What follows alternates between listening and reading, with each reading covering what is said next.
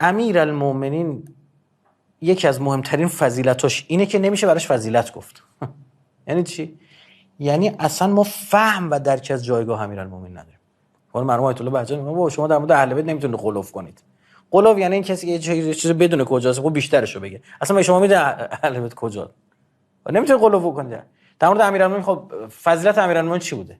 آقا رفته جا پیغمبر خوابیده.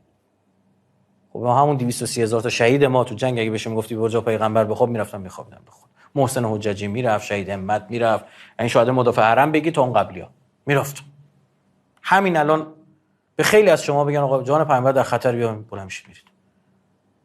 بله در مقایسه با اونایی که شتاب فرارشون تو جنگا شتاب 0 تا 100 3 ثانیه بود، خودشون میگفتن این بزرگویی رفت بودیم رو کوه و نمیدونم چی، خب معلومه در مقابل اصلا خیلی فضیلت بالاییه.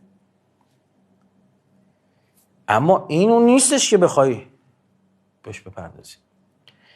فضایل امیرالمومنین باید جوری بیان بشه که به مخاطب این ارتباط برقرار بشه. مثلا فرض کن مثلا ببینیم که یکی از فضایل امیرالمومنین بود که دست طرف تو جنگ قطع شد، انگشتاش مثلا ریخت، آورد چسبون.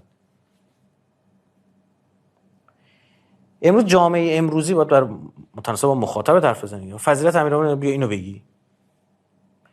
اونی که این چیزا رو خیلی قبول نداره، مثلا میگه حرفا چیه بابا بذارید چون. اونی که قبول داره امیرالمومنین میگه خب علی که کون و مکان دستش داره میگه 4 تا انگشت چسبون به هم. چی این فضیلته؟ یا پس حضرت عیسی فضیلت بیشتری داشته، مرده زنده میکرد. اینا نیستش. باید متناسب بفهم. امروز فرمایشات امیرالمومنین، عقلانیتی که تو جامعه تزریق کرد، عدالتی که به منصه ظهور رسون، امروز اینا باید راجع به اینا برای مردم حرف زده بشه. سعی صدر سیاسی ایشون در مقابل مخالفان سیاسیش، مقابله با مفسدین ایشون، گم شده مردم دنیاست. راجع به اینا بیا حرف بزن. بحث قرآنی میخوایم بکنیم، بسم الله. یه بحث دیگه است. مسلمانی بیا بشیم شیعه یا سنی در مورد فضیلت امیرالمومنین در قرآن بشیم بحث کن. در فضیلت امیرالمومنین اگه میخوای حرف بزنی، فضیلت امیرالمومنین یه دونه من بگم، دعا کنیم دیگه. فضیلت امیرالمومنین یعنی این که بلغ ما انزل الیک، ابلاغ کنی که گفتم، خبر رو برسون. و اگر انجام ندی و ما بلغت رسالت، رسالت خدا رو انجام ندادی.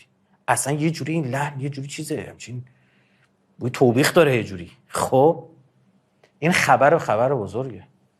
یه پیغمبر تو اونجا نبودی وقتی در ملأ اعلی دعوا شد، یختصمون، خیر و خیرکشی بود، دعوا بود. شیطون گفت سجده نمی‌کنم، فرشته هم گفتن خدا به چی سجده کنیم ما. اینا خیلی جالب بوده.